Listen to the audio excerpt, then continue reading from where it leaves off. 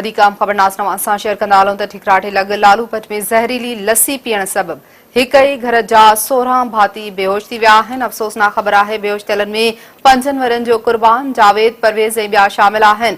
या ख़बरनासनि ठिकराठे मां सां शेयर कयूं पिया त ॻोठ में ज़हरीली लस्सी पीअण सबबि हिक ई घर जा 16 भाती बेहोश थी विया आहिनि, जॾहिं त बेहोश थियलनि में 5 वरनि जो कुर्बान जावेद परवेज़ ऐं ॿिया बि शामिल आहिनि। या अहमतरीन ख़बरनास नवां सां शेयर कयूं पिया। ॿुधाईंदा हलूं त ठिकराटे लॻ ॻोठ लालूपत में ज़हरीली लस्सी पीअण सबबि हिक ई घर जा 16 भाती जेके आहिनि उहे बेहोश थी विया आहिनि।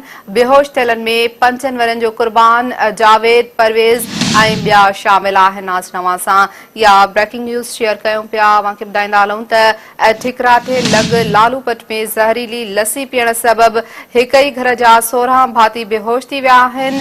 इन हवाले सां नाज़ तव्हां खे वधीक बि ॿुधाईंदा हलूं त बेहोश थियलनि में 5 वरनि जो कुर्बान जावेद परवेज़ ऐं ॿिया शामिल आहिनि।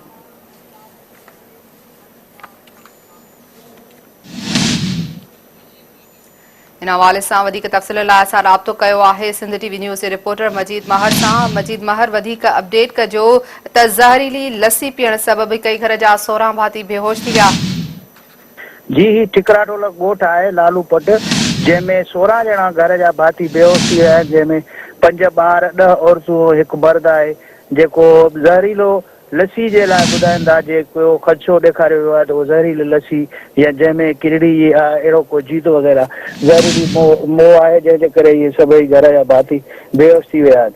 जीअं त ठिकराठो में एम्बुलेंस जी सहूलियत न हुजण जे करे उन्हनि घर भातियुनि जेके बेहोश थियल माण्हू आहिनि उन्हनि खे टेक ट्राली ते खणाए ठिकराठो तरफ़ रवाना थी विया आहिनि ऐं बेसिक हेल्थ यूनिट में उन्हनि जो इलाज पिणु जारी आहे। पर कुझु जेके पोइना घर में रहियल भाती ॿिया आहिनि उन्हनि जो जेको उते ई मक़ामी जेको डॉक्टर आहे उन जे तरफ़ां इलाज शुरू कयो वियो आहे ऐं इन जे बेहोश थियण जो जेको कारण ॿुधायो थो वञे उहो लस्सी मंझि कंहिं ज़हरीले जीत, ख़ासि करे जीअं किरड़ियूं हूंदियूं आहिनि घर में, उन जे मरण जो ख़दशो पियो ॾेखारियो वञे। जी ठीकु आहे, वॾी महिरबानी मजीद महर अपडेट करण लाइ।